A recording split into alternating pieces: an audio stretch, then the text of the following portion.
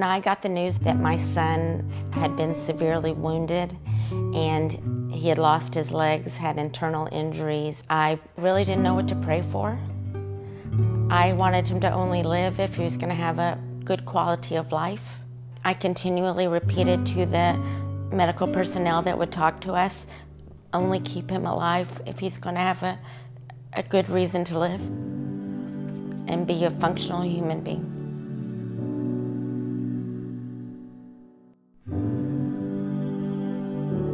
I mean, at the time it happened, I was pretty aware, you know,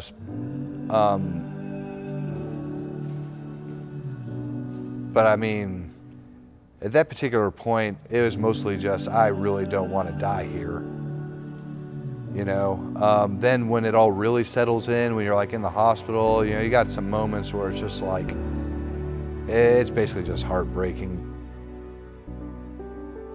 When I had gotten to the hospital, it was about a week later because he wasn't stable in Afghanistan. He was being wheeled down the hallway and he saw me. He was on a ventilator and he had one tear. So that was the first time I saw him. So for the first 4 or 5 days, it was just the two of us.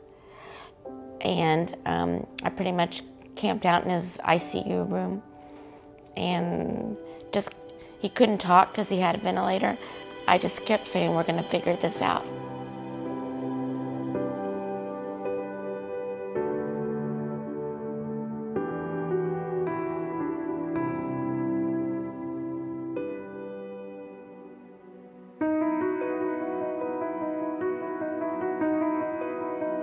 My name is David Vibora. I'm a retired NFL linebacker. I'm the founder and the CEO of the Adaptive Training Foundation, which is a gym built around restoring hope through movement and empowering people through a community of exercise. Everyone thinks it's just a physical program, but it's not. It's about targeting the way that they see themselves. And so that's what this gym is. It's a conduit for dealing hope, for looking people in their eyes and treating them like whole people.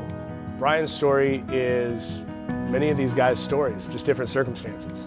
You know, and we began to train, and I think it was 80 to 100 hours of a step forward, 2 steps back. I think his biggest challenge was the way he identified with the emotional pain. I don't know, man. It's complicated, but motivation to do, I wasn't motivated for anything at all. For a while, it was just mainly avoiding dealing with it. Dealing with any problems in general, mostly was just getting intoxicated on different stuff, you know.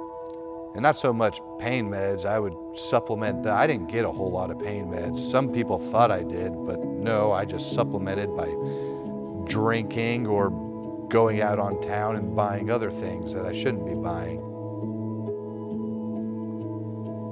Brian's gone down some very dark holes since he's been home. There was one time where I thought he decided to call it a day, and it paralyzed me. And my husband was on the way to his house, and David and Sarah Vibora had already broken into his house, and he was sitting in the dark, in a very dark place. That minutes later, it could have been a whole different story. I definitely think God intervened. It takes what it takes. Sometimes it takes a little while, but eventually he was willing to look at himself and say, hey, I can make a change.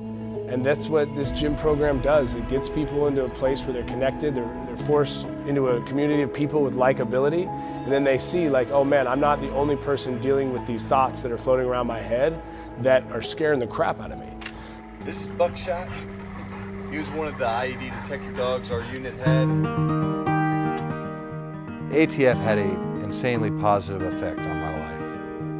The only way they aren't going to have a positive effect on your life is if you do not allow them to. And that's it. It's just amazing. Definitely really happy I met Dave.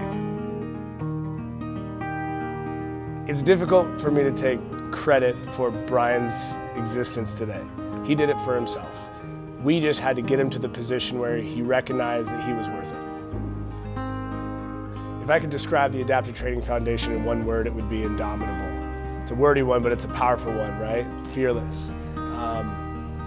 these athletes, it takes them a minute to trust that they're capable of it, but as soon as it does, it is like a runaway train of momentum in a positive sense.